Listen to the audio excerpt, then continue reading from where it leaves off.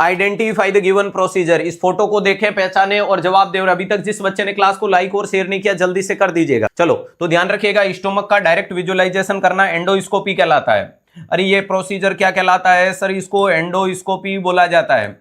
और प्यारे दोस्तों, एंडोस्कोपी का मतलब direct visualization of upper GI. इसका मतलब क्या देखने को मिलता है? Direct visualization of upper GI.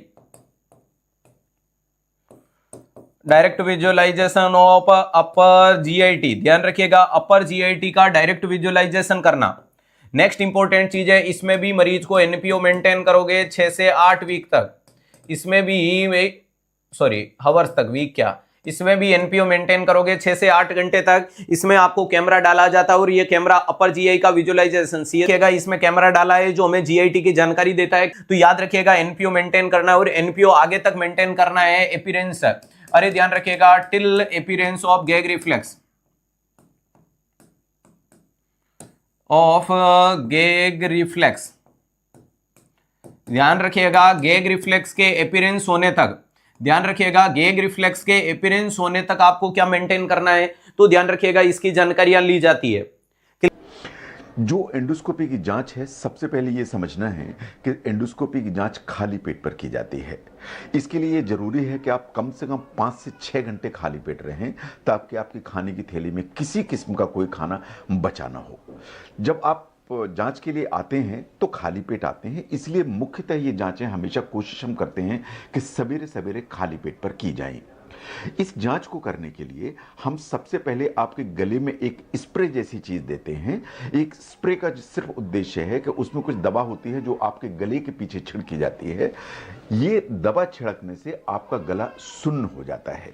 जो दवा हम इस्तेमाल करते हैं इसे ज़ाइलोकेन कहते हैं। इससे गला सुन्न हो जाता है, ताकि हम गले के रास्ते से जब पतली रबर की दूरबीन या एंडोस्कोप पास करें, जिसमें कि कैमरा लगा हुआ होता है और लाइट डाल के हम अंदर की जांच करते हैं, तो हम चाहते हैं कि आपका गला सुन्न रहे, ताकि आपको जांच में आसानी हो। अगर गला आपका सुन्न होगा तो ना आपको उल्टी होगी, ना आपको खांसी आएगी, ना आपको कोई डिस्कम्फर्ट होगा। ये जो स्प्रे हम करते हैं, इसका असर आने में 1 से 2 मिनट का टाइम लगता है। इसके बाद हम आपको एंडोस्कोपी के रूम में लेते हैं।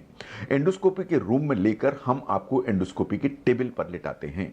ये जो जांच होती है ये बाएं करवट पर होती है। बाएं करवट पर लेटने के बाद आपका ऊपर एक ग्रीन कलर की शीट डाली जाती है, वो जो प्रोटेक्टिव शील्ड कहते हैं। इसमें एक गार्ड लगाया जाता है जिससे कि आपका मुंह खुला रहे, क्योंकि एंडोस्कोप इसी गार्ड के थ्रू पेट के अंदर जाता है। गार्ड का सिर्फ उद्देश्य यह है कि एंडोस्कोप को सुचारू रूप से आपके पेट के अंदर भेजा जा सके जांच के लिए।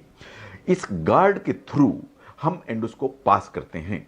एंडोस्कोप एक पतली रबर की ट्यूब होती है काले रंग की, जिसके टिप पर एक कैमरा लगा होता है और लाइट होती है। ये लाइट जो ना हम पेट के अंदर डालते हैं और कैमरे के थ्रू अंदर से पूरे फोटोग्राफ लेते हैं। इन कैमरे के थ्रू अंदर की हम वीडियो रिकॉर्डिंग कर सकते हैं। सबसे पहले जब हम गले में प्रवेश करते हैं तो हम आपकी वोकल कॉर्ड्स एग्जामिन करते हैं, जहां से हमारी आवाज निकलती है, जहां से हम खाना निकलना शुरू करते हैं। अगर गले में कोई बीमारी है, आपकी आवाज में परिवर्तन है, या गले में कोई गांठ बन रही है या कोई अल्सर बन रहा है, तो इस विधि से तुरंत ही उसे पहचाना जा सकता है। इसको आप निगलते हैं जब एंडोस्कोप को, तो एंडोस्कोप खाने की नली में पहुंच जाता है। खाने की नली की लंबाई करीब करीब 40 सेंटीमीटर होती है। ये एंडोस्कोप पूरे 40 सेंटीमीटर हम एग्जामिन करते हैं धीरे धीरे, कि आपकी खाने की नली में सतह में कहीं कोई घाव तो नहीं है, कोई छाले तो नहीं है, कोई रुकावट तो नहीं है, कोई गांठ तो नहीं है, कोई ट्यूमर तो नहीं है, कोई अल्सर तो नहीं है। एंड धीरे धीरे हम खाने की नली को एग्जामिन करते हुए खाने की नली के नीचे के हिस्से में पहुंच जाते हैं। खाने की नली में पहुंचकर हम खाने की थैली में प्रवेश कर जाते हैं। खाने की थैली आप समझते हैं कि ये बेसिकली एक अंडाकार स्ट्रक्चर है, जिसमें एक नीचे की दीवार, सामने की दीवार, पीछे की दीवार और ऊपर की दीवार, चारों तरफ दीवार होती है। ये अंडाकार स्ट्रक्चर है। और खाने की थैली का एक आगे का रास्ता होता है, जिसमें एक गेट होता है जो बेसिकली हमारी आंत के अंदर जाता है।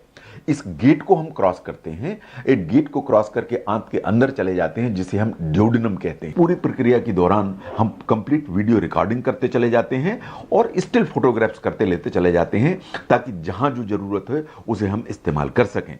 जब हम खाने की नली में आते हैं तो हम खाने की नली और थैली का जंक्शन, जिसे जी जंक्शन कहते हैं, उसको प्रॉपरली एग्जामिन करते हैं कि ये कहीं टाइट तो नहीं है, ये कहीं ढीला तो नहीं है, इसमें कहीं कोई हर्निया तो नहीं है, इसमें कहीं कोई गांठ तो नहीं बन रही है।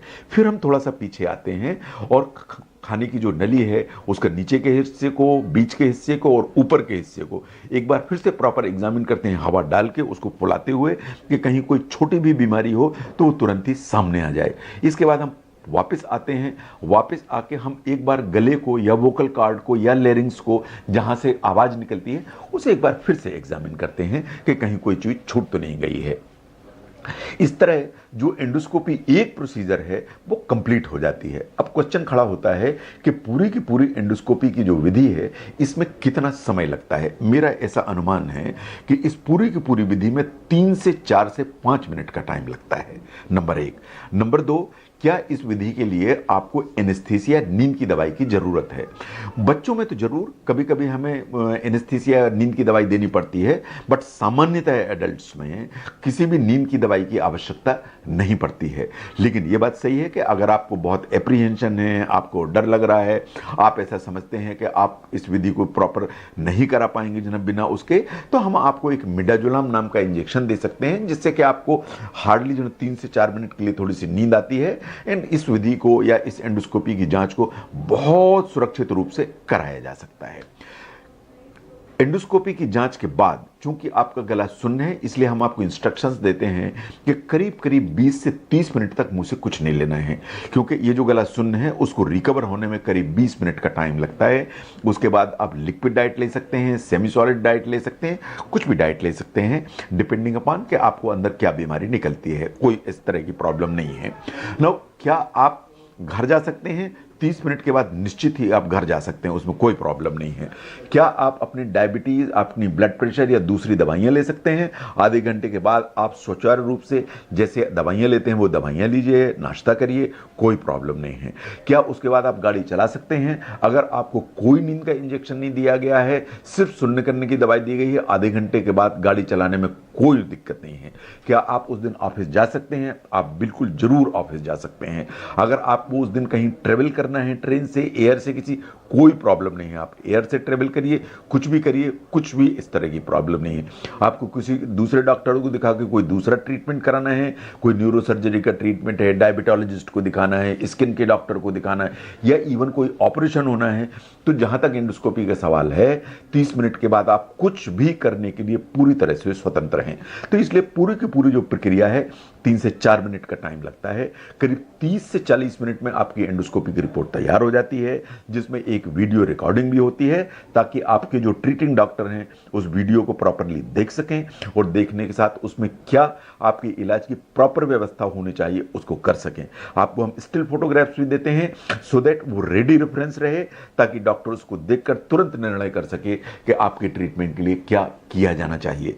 तो मैं ऐसा समझता हूं कि एंडोस्कोपी से डरने की जरूरत नहीं है। ये बहुत सुरक्षित विधि है।